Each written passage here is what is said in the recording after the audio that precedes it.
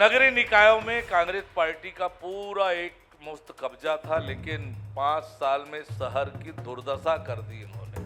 पिछली सरकार में जनता के अधिकार छीन लिए गए थे। जनता को अपना महापौर, अपना अध्यक्ष चुनने का अधिकार नहीं था। लगातार आप देखते होंगे कि हमारे अधिकारी सवेरे 6 बजे भ्रमण में निकल जाते हैं शहर के। आज हमने 270 करोड़ रुपए के जल प्रदाय योजना का शुभारंभ किया है। बिलासपुर को जो बड़ी चीजें मिली है वह भी भारतीय जनता पार्टी की देन है। थोड़े मोड़े काम बिलासपुर में विकास के चले हैं, वो केवल स्मार्ट सिटी के कारण चले हैं। अदरवाइज शायद पिछले 5 साल में कोई काम ही नहीं होता। तो कुल मिलाकर संगठन, पार्टी, राष्ट्रीय नेतृत्व पर छोड़ दिया जाए और कोई कयास ना लगाए जाएं कि कौन बनेगा मंत्री। जवाब खत्म हो गया है या बचा है? आपके शहर में आपका बहुत बहुत स्वागत है अरुण साहू जी, बिलासपुर में विस्तार न्यूज के इस कार्यक्रम में। बिलासा माई की ये धरती, संस्कार धानी, अरपा के पावन तट में बसा हुआ ये शहर, और मेरा सौभाग्य है ये शहर की जनता का सेवा करने का अवसर मिला है। विस्तार की पूरी टीम, ज्ञानेंद्र तिवारी जी आज देश के एक लब्ध प्रतिष्ठित पत्रकार हैं, जिनकी बेबाकी और जिनकी बातें रात में कभी 12-1 बजे देखने का अवसर मिलता है तो आपके बोलने का और विषय की गंभीरता, जिस तरह से आप जनता के बीच लेकर जाते हैं, आपकी पूरी टीम यहाँ पर आई है। मैं आपकी पूरी टीम का बिलासपुर की धरती पे हार्दिक अभिनंदन करता हूँ, स्वागत करता हूँ। आपको और आपकी पूरी टीम को राम राम, जय जोहार। बहुत मज़ा आएगा। आपकी पूरी टीम यहाँ पर आई हुई है बिलासपुर की बातें, बिलासपुर संभाग की बातें करके, तो आपकी पूरी टीम का बहुत अभिनंदन, स्वागत। नगरीय निकाय चुनाव का ऐलान हुआ है और इस ऐलान के साथ ही इस विभाग के सबसे बड़े मुखिया विस्तार न्यूज़ के मंच में। सबसे पहले तो आज नगरीय निकाय के चुनाव के ऐलान के बाद आप क्या कहेंगे, किस तरह की तैयारी है? सरकार ने इस बार डायरेक्ट चुनाव कराने का फैसला किया है, किस तरह की तैयारी है और कैसे देख रहे हैं आप इस चुनाव को? जब देश की संसद ने 74वां संविधान संशोधक लेकर आए, उसके पीछे बड़ा उद्देश्य था एक सशक्त और जवाबदेह नगरीय इकाई बने, नगर निकाय का गठन हो जो अपने जनता के प्रति जवाबदेह हो, मजबूत हो, सशक्त हो, और उसे पूरा करने की दृष्टि से लगातार काम हो रहा है। पिछली सरकार में जनता के अधिकार छीन लिए गए थे। जनता को अपना महापौर, अपना अध्यक्ष चुनने का अधिकार नहीं था। अप्रत्यक्ष प्रणाली से चुनाव कर दिया था। नगरीय निकायों में कांग्रेस पार्टी का पूरा एक मुश्त कब्जा था, लेकिन 5 साल में शहर की दुर्दशा कर दी इन्होंने।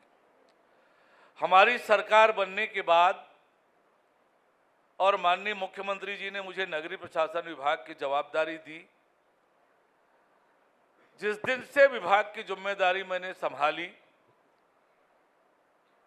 अधिकांश नगरीय निकायों में कांग्रेस पार्टी के महापौर और अध्यक्ष थे, लेकिन मैं आपको बताना चाहूँगा कि किसी को मंत्रालय या मेरे कार्यालय में आने की जरूरत नहीं पड़ी।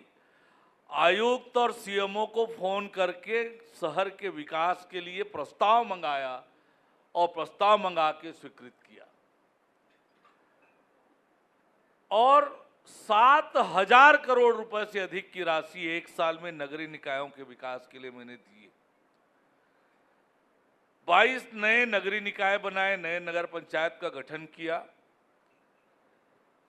नगरीय निकाय का प्रशासन सुदृढ़ हो, मजबूत हो, इसके लिए लगातार काम किया।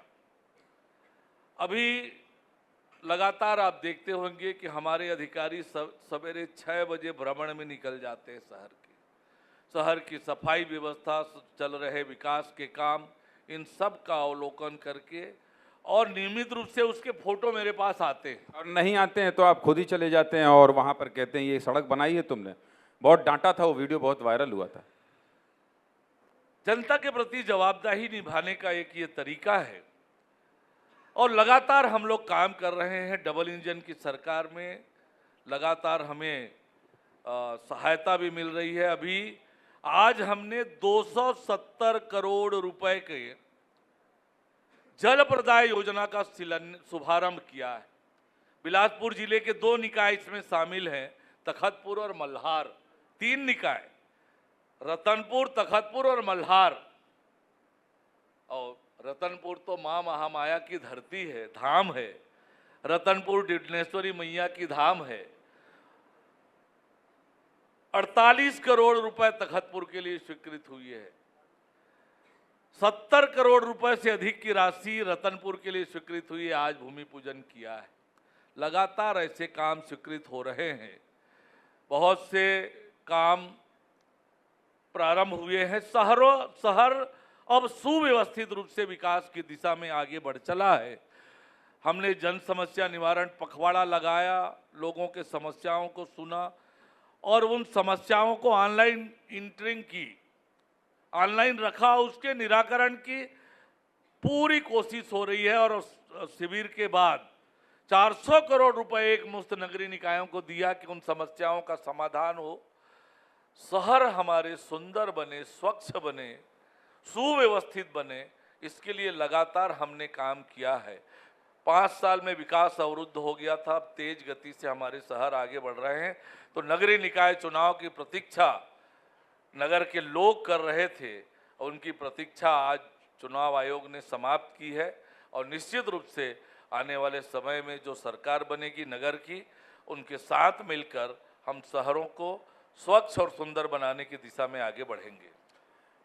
डिप्टी सीएम साहब, आप चूंकि इस विभाग के मुखिया हैं, निसंदेह पूरे प्रदेश की जिम्मेदारी आपके कंधों में है, लेकिन बिलासपुर में चूंकि हम लोग आज बैठे हैं, तो बिलासपुर को लेकर स्पेसिफिक क्या प्लान है आपका आने वाले 5 सालों में? या तो बिलासपुर में आपको क्या लगता है कि ये क्या कमी रह गई है, और जब 5 साल पूरे हों तो लोग याद करें कि एक नगरीय प्रशासन मंत्री अरुण साव थे जिन्होंने क्या शानदार काम किया है बिलासपुर के लिए? आपका रोड मैप क्या है?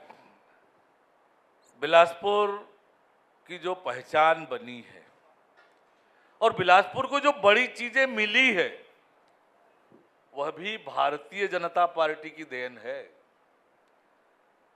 देश के नक्शे में आया बिलासपुर, बिलासपुर में रेलवे जोन बनने से। श्रद्धेय अटल बिहारी वाजपेयी जी ने रेलवे जोन बिलासपुर को दिया। आज बिलासपुर हवाई सेवा से जुड़ा है, वह भी भारतीय जनता पार्टी की सरकार में प्रारंभ हुआ है। मैं ऐसी कितनी उपलब्धियां आपको बता सकता हूं। आज बिलासपुर की यदि हम न्यायधानी कहते हैं तो यह भी इसलिए हुआ कि भारतीय जनता पार्टी की सरकार ने अलग छत्तीसगढ़ राज्य बनाया, राजधानी रायपुर बनाई, तो न्यायधानी बिलासपुर को भी दिया। और बिलासपुर की पहचान इस रूप में बनी है। आज बिलासपुर तेज गति से आगे बढ़ रहा है। बिलासपुर को हमने स्मार्ट सिटी परियोजना में शामिल किया और आज जो बिलासपुर में, मुझे तो लगता है यदि स्मार्ट सिटी के प्रोजेक्ट बिलासपुर में नहीं होते तो जो थोड़े मोड़े काम बिलासपुर में विकास के चले हैं वो केवल स्मार्ट सिटी के कारण चले हैं। अदरवाइज शायद पिछले 5 साल में कोई काम ही नहीं होता। स्मार्ट सिटी होने के कारण बड़े बड़े काम बिलासपुर में हुए हैं, चाहे वो मिनी स्टेडियम बनने का हो, लाइब्रेरी, सेंट्रल लाइब्रेरी बनने का हो, चाहे स्पोर्ट्स कॉम्प्लेक्स बनने का हो। ऐसे अनेक काम स्मार्ट सिटी प्रोजेक्ट के माध्यम से हुए हैं। अभी कई परियोजनाएं बिलासपुर के लिए स्वीकृत हुई है, उस दिशा में तेज गति से काम चल रहा है। बिलासपुर विकास की दौड़ में तेज गति से आगे बढ़ेगा, इसके लिए हम योजना बनाकर काम कर रहे हैं और आने वाले समय में ये स्पष्ट रूप से दिखेगा। बिलासपुर एक पॉलिटिकल पावर सेंटर के रूप में भी डेवलप हो रहा है। वो इसलिए भी हो रहा है क्योंकि आप यहाँ से उप मुख्यमंत्री हैं, प्रदेश अध्यक्ष रह चुके हैं। इसके अलावा सरकार में आपकी सक्रियता, और फिर मैं कहूँगा कि तो आप विवाद से बहुत दूर रहते हैं, इसीलिए सरकार शायद हर मुद्दे पर आपको कहती है कि जाइए अरुण साहू जी, आप बेहतर ढंग से समझाते हैं, पेशे से आप वकील रहे ही हैं। तोखन साहू यहाँ से केंद्रीय मंत्री हैं, आप डिप्टी सीएम साहब हैं। इसके पहले कुछ 2 लोग आए थे, वरिष्ठ हैं, उनसे मैंने पूछा, ब्रजेश जी ने भी, हमारे एडिटर इन चीफ ने भी पूछा अमर अग्रवाल जी से, इच्छा बहुत है, कुछ हो नहीं पा रहा है। तो जब आप लोग अब 2 लोग यहाँ से कद्दावर लोग हैं, तो ऐसे में कोई गुंजाइश है कि बिलासपुर से और प्रतिनिधित्व मिल पाएगा? मैं कल रात में ही ब्रजेश जी का कार्यक्रम देख रहा था, संपतिया उइके जी का, जो वो इंटरव्यू कर रहे थे जी। और मुझे भी बड़ा आनंद आ रहा था जिस प्रकार से उनसे बात ब्रजेश जी कर रहे थे। अब मुझे इसकी कल्पना नहीं थी कि वो आज मुझे मिलेंगे यहाँ। आपने जो बात कही है कि ये सही है कि बहुत वर्षों से कांग्रेस की सरकार थी, तब भी बड़े बड़े दिग्गज लोग यहाँ से मंत्री हुए, अशोक राव जी, चित्रकांत जायसवाल जी, BR यादव जी, बंसीलाल घृतलहरे जी, उससे पहले भी बड़े बड़े नेता, राम गोपाल तिवारी जी, ऐसे नेता रहे हैं।